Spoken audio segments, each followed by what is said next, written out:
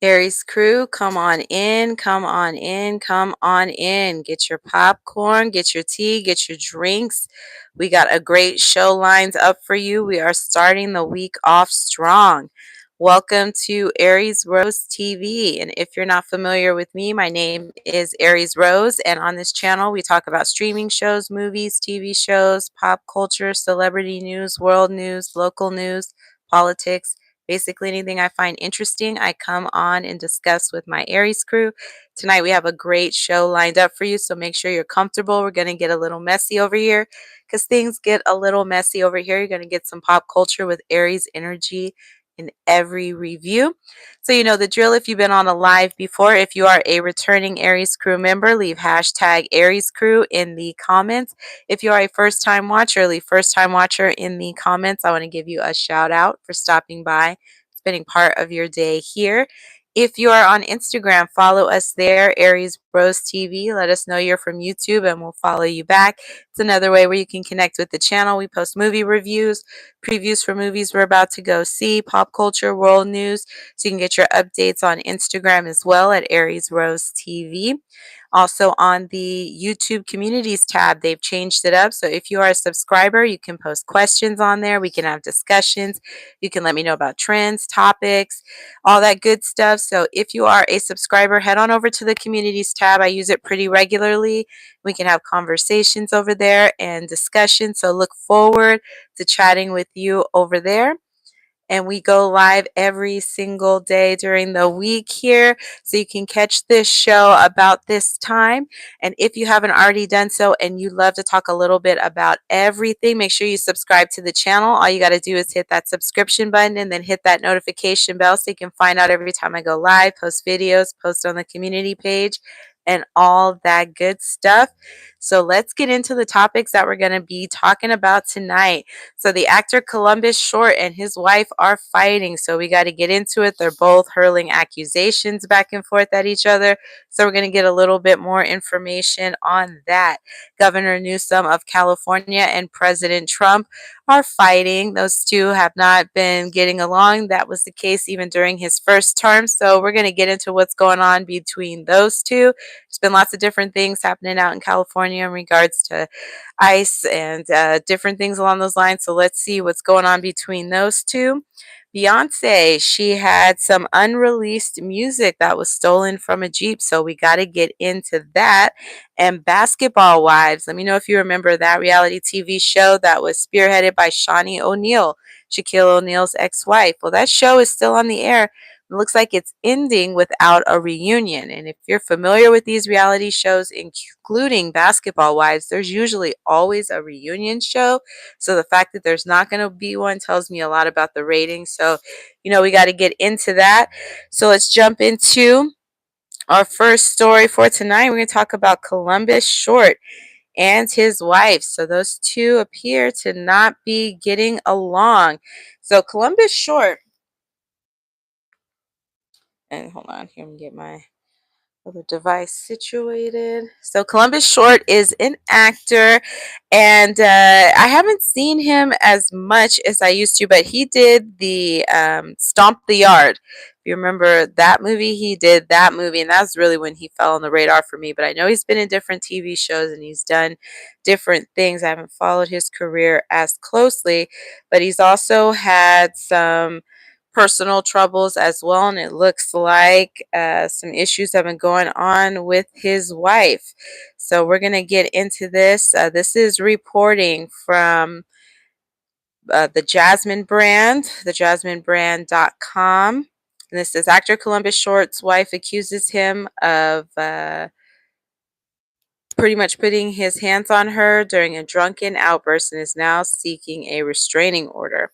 Columbus Short's wife, Aida Abraham Short, I might be saying her other last name wrong, has accused the actor of years of DV and submitted photos of alleged injuries as part of her request for a restraining order.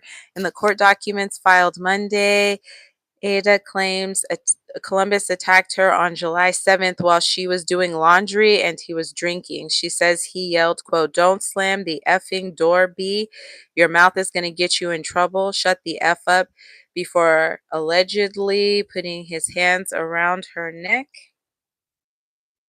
Putting his hands around her neck. She says a neighbor called the police after hearing her scream, quote, "My husband is putting his hands around my neck. Help." And Ada included photos of past injuries she attributes to Columbus, including bruises, scratches, and a black eye. Ada also says Columbus has a severe drinking problem, drinks daily, becomes violent, and has driven under the influence with their children present. She wants him to stay 100 yards away from her and their children.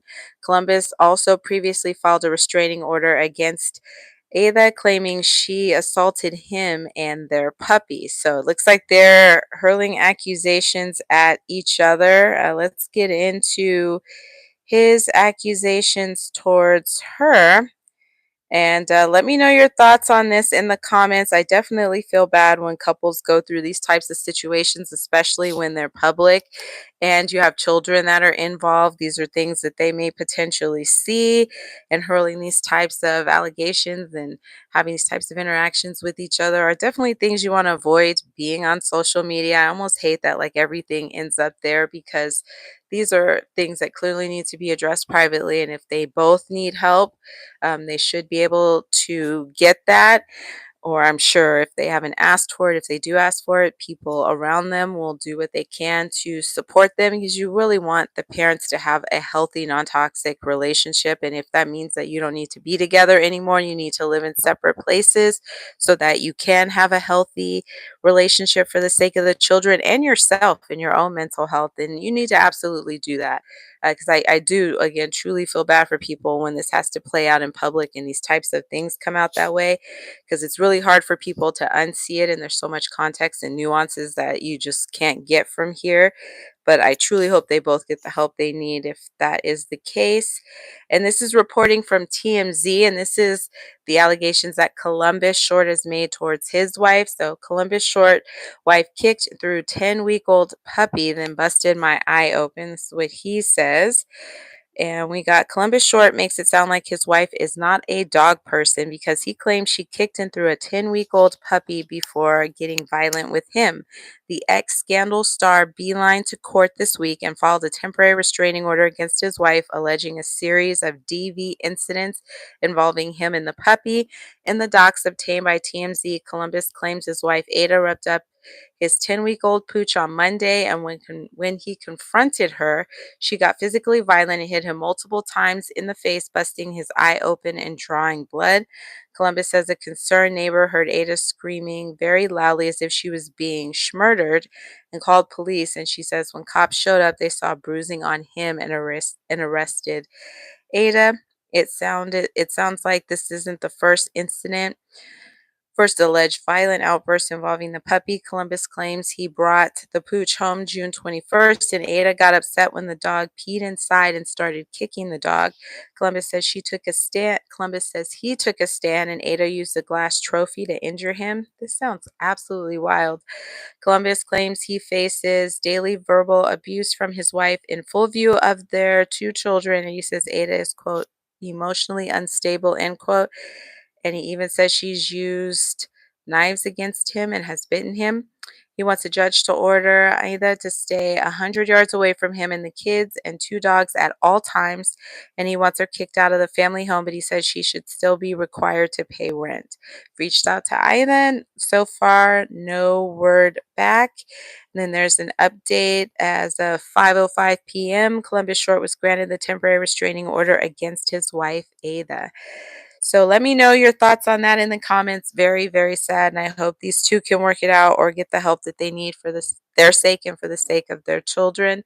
I think it's always crazy when you can go from being really in love with somebody and being happy, so much so to the point you want to get married or you're having children, and then the relationship can just go so south for whatever reason. That's always blown my mind, how you can go from being super in love to it's just not at all going to work out. But I truly wish that family all the best.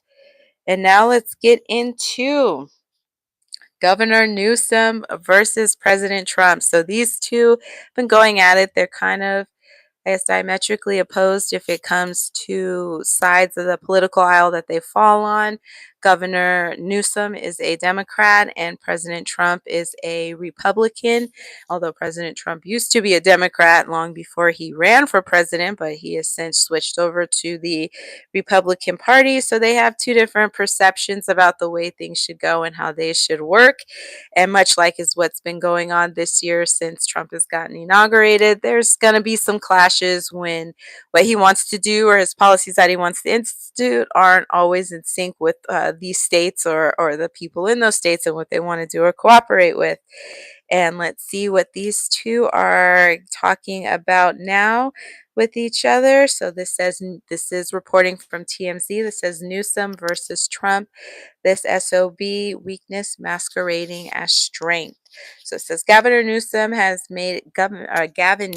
me, has made it clear he cannot stand President Trump. Donald Trump hates him back as much, of course, but the California governor just took his disdain for 47 to a whole new level.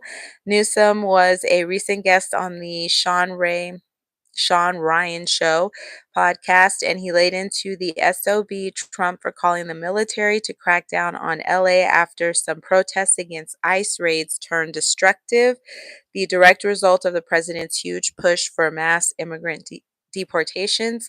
When Newsom called in the California National Guard to help with the devastating wildfires that tore through SoCal in January, they were celebrated by locals as heroes. But Newsom tells Sean they're now feared, forced to hide their faces and torment communities. Trump is using LA to grandstand and flex his power, says Newsom, because the press couldn't care less about the damage being inflicted on the communities caught in the crossfires. Newsom and Trump battled it out in court over the president activating the California National Guard over Newsom's objection, and then actual U.S. Marines, which the governor says on the podcast was a massive overstep, since Los Angeles Police Department and other local authorities had the situation well in hand and did not need to be big-footed. Wow, these are some heavy statements that Newsom is making. A second, I need a drink of water. All right, let's get back into the reporting here. Bottom line, the gloves are definitely off between these two, and the punches are going to keep coming. Let me know your thoughts on this in the comments.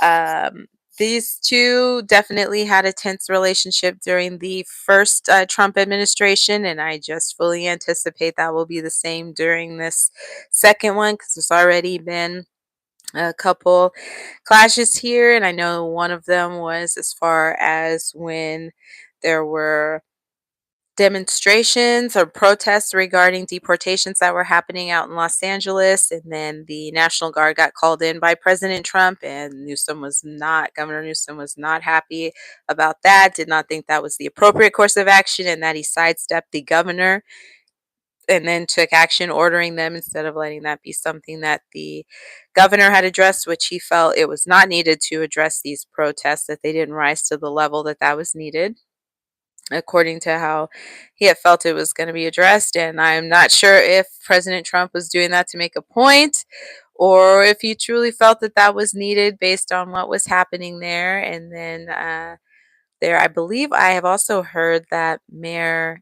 Karen Bass out in Los Angeles was looking to try and get cash assistance for the immigrants who are being affected by these different ICE raids that are going on and stuff, who are afraid to go to work or who can't go out to work. So if you have an interest in that, let me know. We can do a video on that and I can look up some more information on it. But definitely a tense time with this current administration and cities and states that have a different ideology than theirs. So we'll keep you posted on how this goes. No doubt this is going to be a very there's going to be a lot going on in 2025. It's going to be a very interesting year. I have no doubt because it already has been, and we are only, 6 months in. We got another 6 months to go. I can only imagine what's coming next here. And let's get into Basketball Wives. So let me know if you watch that show in the comments. I used to watch it back in the day. I have not watched it in a very long time, but I enjoyed the show when it first came out. I watched it a lot, so I was familiar with a lot of the original stars that were on there: Shawnee O'Neal, Jennifer Williams, Evelyn Lozada, Royce Reed, there Tammy Roman. She was one of my favorites on Housewives. She was one of my favorites on Basketball Wives. And I know that there's been others like Laura Govan and her sister was also on there as well, Jackie Christie. And I can't remember all the other. I think Alicia Pargo was also on there. So, I mean, there's been a lot of different folks that have come through on Basketball Wives, and I didn't even realize the show was still on, but it looks like the interest for the show has started to wane here because they are going to have a season end with no reunion. And typically on these reality shows, there is always a reunion that happens on here. So the fact that there's not one kind of makes me wonder what the ratings or what's going on with the show. So we got to get into that. Have some reporting from the Jasmine brand on what was going on there. Before we get into that, if you can like the live as you come in, it's greatly appreciated. It's a free way to support the channel and it goes a long way. Share this live out. Family and friends that you know love to talk about a little bit of everything. We definitely love to have them here. And also in the description box, if you have a business or a service and you like to collaborate and possibly be a sponsor on the channel, reach out to me. I'll have my business email in there. Love to collaborate and work with you. So we can definitely connect and see if it's a good fit. Again, I'll have my business email here in the description box. If you have a service or a business that you want to advertise and you like to collaborate, reach out and let me know. I'm also going to have a GoFundMe in the description as well. We're raising money for the father of my children who passed away in June. We were not financially ready for this person to pass away. They passed away unexpectedly, and there's a lot of costs that go along with someone with their passing, a service, and everything else that you have to deal with regarding closing down, their life and things they had set up there, things they had set up there. So any donation amount is greatly appreciated. We're looking to put a memorial together for him, and then anything that's left over would go towards the care of our children and towards expenses towards his passing. Even if all you can do is share the GoFundMe link out, that is greatly appreciated as well. And let's get into this Jasmine brand story here. So the Jasmine brand exclusively reports that season 12 will allegedly end with no reunion special, while sources tell us that it's highly unlikely the ladies will come together to reflect and possibly hash things out. It's unclear why the reunion was reportedly axed. And let's see here. This season, the drama was especially intense. Viewers watched the former besties Jennifer Williams and Evelyn Lozada have a few heated exchanges, and newcomer Chantel Christie Jeffries' crazy dispute with her mom, Jackie Christie. Oh, I gotta see what was going on there. Understandably, the viewers may be upset if the reality series wraps without filming a reunion. And let's see here. And this is from a Instagram post here. And this looks like it's an Instagram post on the Jasmine brand. Sad news for those hoping for a nice conclusion to the latest season of Basketball Wives. And then it goes into talking about here how they have found out that there's not going to be a season reunion or season 12 reunion that's going to be filmed here. Would you be disappointed without a reunion for Basketball Wives season 12? Let me know if you're still watching the show, if you enjoy the show. Who's your favorite basketball wife? Definitely want to keep that conversation going. Interested to see who you connect with or who you like watching. I enjoyed those reality shows. I enjoyed especially the reality shows from back in the day. Let me know if you remember Flavor of Love. Flavor of Love. Flavor of Love was one of my favorite reality TV shows, and the Osbournes as well. I enjoyed watching them on MTV. I also enjoyed the Jessica Simpson and Nick Lachey reality show. Tell me if y'all remember that. And when her sister Ashley Simpson, before she did one with her husband Evan Ross, she had a reality show back in the early 2000s. I enjoyed that show as well. I really liked the early days of reality TV. And, as it's evolved, it's definitely not something that I follow in the same way that I used to. I just think there was a time for that, and it's kind of changed a little bit. And then my life has also changed a little bit. So I'm just not as into watching that stuff as I used to be. So I don't know if that's the same thing of what's happening as basketball wives. We're all getting older, getting focused on different things. You may have limited time, and you can't just watch those things like you used to. Now, with so many options with the streaming shows and all these different platforms like Amazon and Netflix and everything else, you're not just watching TV anymore. You could literally just watch everything in Netflix and never go into Amazon or never even turn on your TV and still have enough entertainment with the way everything is splintered. So I just think because there's so many ways to entertain yourself, including on YouTube, where you can find a video for everything, it's going to be harder to get a lot of people focused on your show, especially if there's not a huge draw or somebody that's like making people want to tune in all the time. So that could have an impact on it. But let me know why you think they may not be having a reunion for Basketball Wives. What's your thoughts on that? Let's do a quick pause for some comments. Rhonda, welcome. Thank you so much for stopping by. Appreciate you. And now we got to get into Miss Beyoncé, who had some music stolen from her, some unreleased music that was stolen from her. And let's see what was going on there.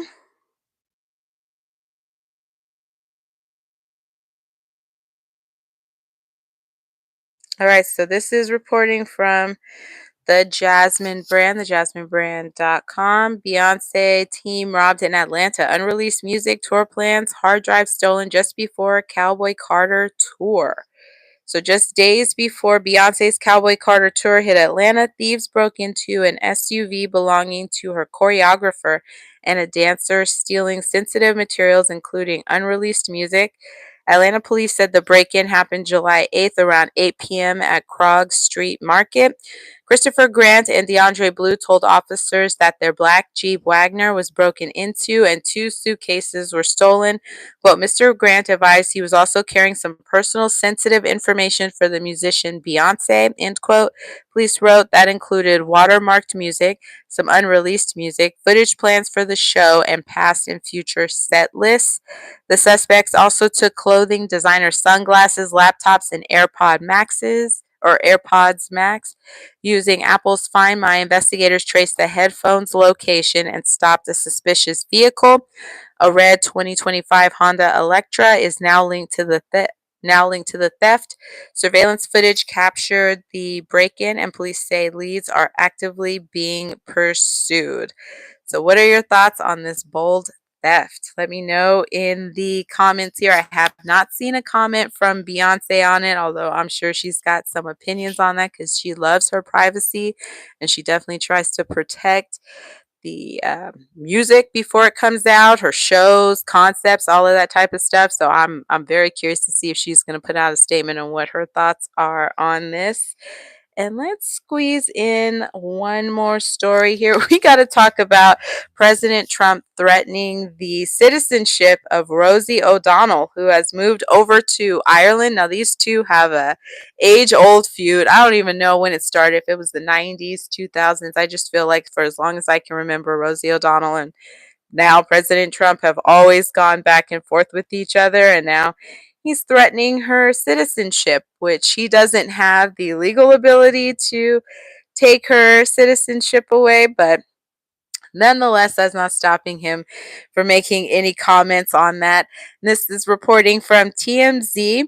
Donald Trump, say goodbye to your citizenship, Rosie O'Donnell. Rosie claps back.